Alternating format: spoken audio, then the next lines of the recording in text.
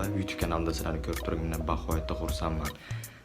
Bugun sizlarga yangi приложение va programma haqida aytib o'tmoqchiman. Yangilik bu.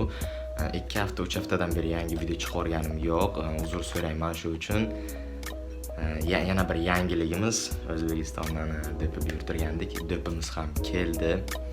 Instagramda ko'rgan bo'lsangiz, storylarimda yangidan yangi videolar va fotolar bor.